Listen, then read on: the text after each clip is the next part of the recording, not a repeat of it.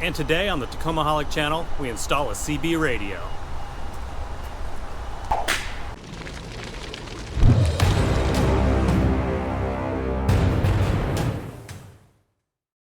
And here's everything I'll be installing today for the CB setup. Just a basic PRO520XL CB radio. Nothing crazy, but not going to break the bank. Got good reviews online, so hopefully that'll be good for me. I went with the Browning, fully enclosed NMO 3/4 inch hole mount. It's got gold plating for the contacts and all that. I do have some wire loom just to protect the wires running underneath the truck into the cab. And of course here on the bottom I do have a 50-inch stainless steel whip, also from Browning. It is model BR140. It says low band NMO mounting 26.5 to 30 megahertz, so this should be a pretty sweet setup. Can't wait to get it installed. As always, links for all this stuff down in the description below. I will be mounting the whip for my setup right here in the middle of my KB Voodoo bed rack. There's a nice spot right there. So now I just got to drill a 3/4 inch hole.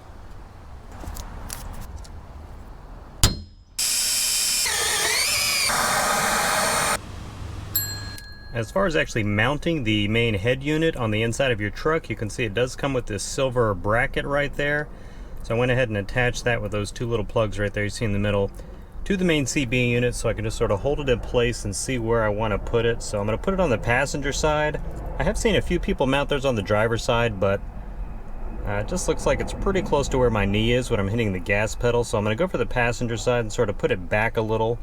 So the front of the unit is just about flush with the plastic trim there on the side.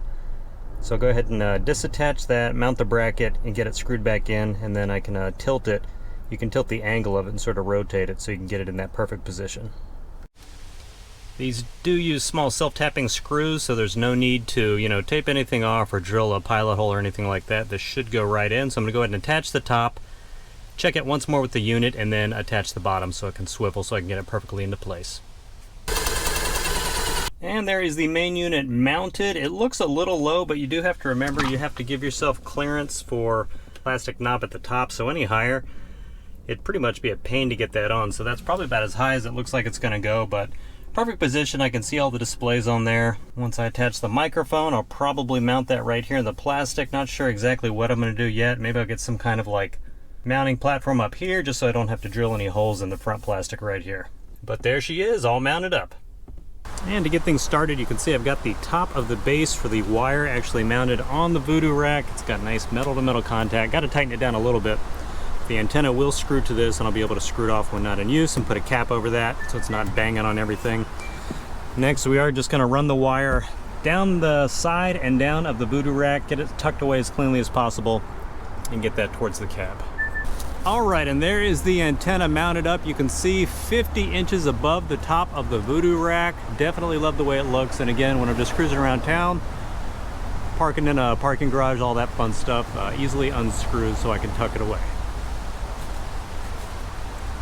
And as far as running the wire, you can see I've got it run under the top rail here and just sort of zip tied every 10 inches to a foot down the side.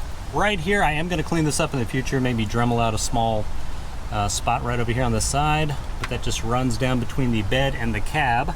And then here under the truck, I have it above the frame. I've got it zip tied, again, every foot or so on the emergency brake line.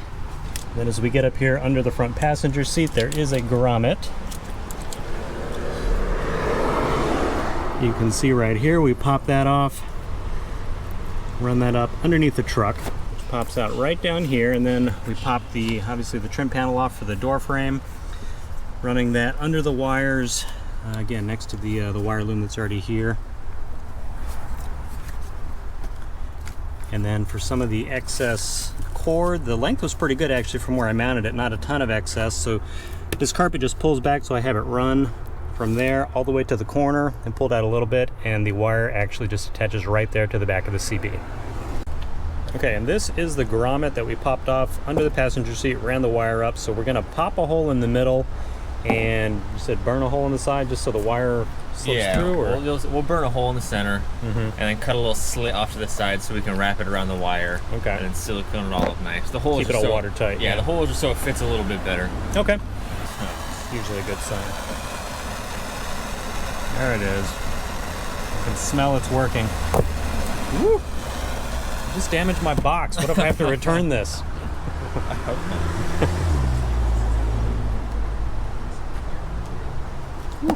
That is a good smell.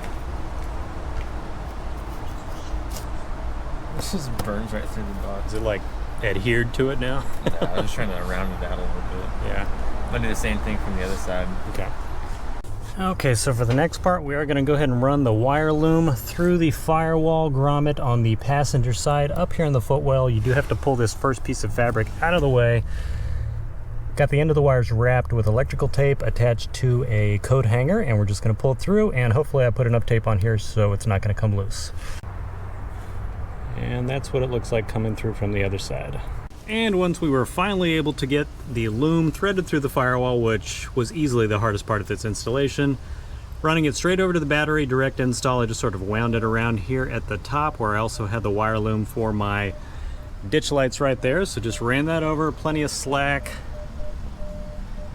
and then sort of tucked it up and under my S-Pod unit over here. And like I said, directly connected to the battery, everything's good to go. And there is a final shot of the installed product. Got my floor mats, carpet, everything tucked away up here. You can see the two wires for the power and for the antenna right here. Plenty of slack in those. I do need to go ahead and figure out something for how I'm actually going to mount the microphone.